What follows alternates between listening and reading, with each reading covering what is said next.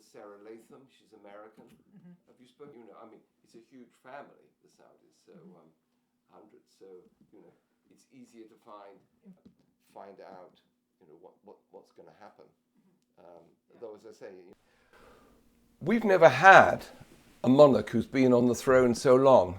Not Queen Elizabeth I, who did 40-something years. Not Queen Victoria, 68 years or so.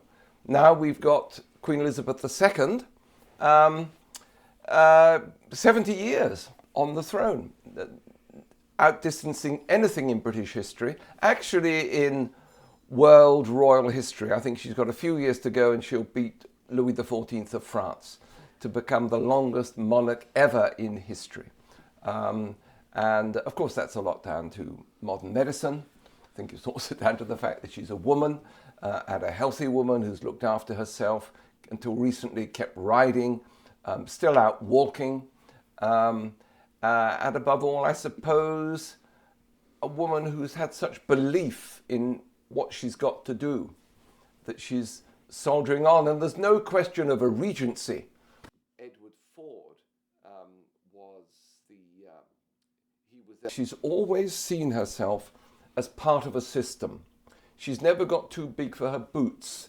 There are members of the royal family whom one might discuss, who think it's all about them, and they're the important ones. The successful British royals are the modest ones, or the relatively modest and humble ones, who understand that they are part of an institution that's bigger than them and stands for things that are more important than any individual. And that's what she's done, and that's what she continues to do, and that is what people will be celebrating during the Jubilee. All the pomp and circumstance of the monarchy and what it stands for, and the way in which she has embodied it so well and with such a wonderful sense of duty. Probably like midnight, Friday night. So yes, I'm just thinking about whether this will be before or after for viewers. The 6th of February is a sad day for her, the day of her father's death, premature death. He was only 56, King George VI. She was so close to him.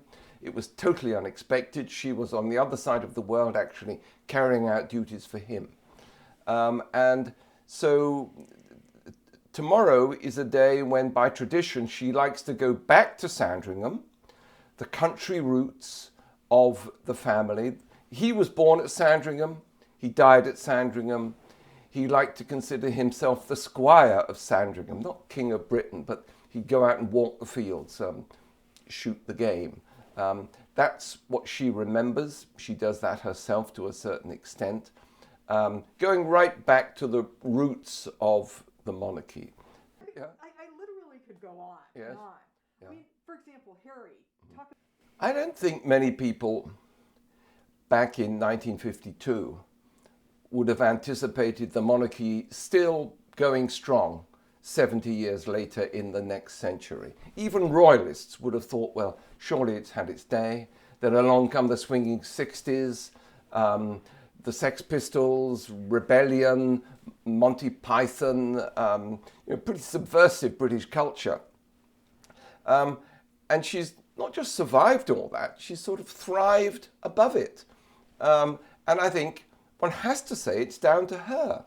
I mean, one of the questions for the next reign is Prince Charles, as we now think of him, going to be a good king? That's another issue. Being a king, a British monarch or queen, is all about the person doing the job. I mean, that's what's its weakness, but that can be its strength and has been its strength. In the case of Elizabeth II, duty, seriousness, a sort of gravitas, but a sense of humour. She's at a Privy Council meeting with her government and somebody's mobile phone goes off and they, very embarrassed, they shut it. And she says, oh dear, I hope it wasn't anybody important. She's got a sense of the ridiculous at the same time. She's a very important ingredient in working as a team with William. Yeah. The British royal family is obviously a delicious steaming broth of scandal and gossip and human interest. and they've made it worse by their behaviour. But I think what I take away from it, the nugget I take out of the broth, is the Queen. The fact she's survived it all. This year focuses on her as a person. She'll be at the centre of the balcony, whoever is or isn't there, up there as a controversial relative.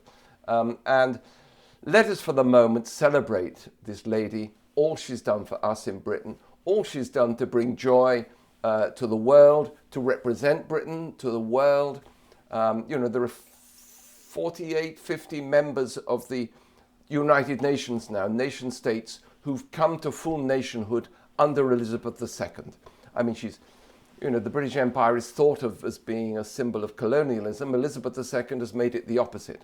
She's created from the empire the Commonwealth, the British Commonwealth, great achievements for Britain, for the monarchy, and that's what we'll be celebrating this year.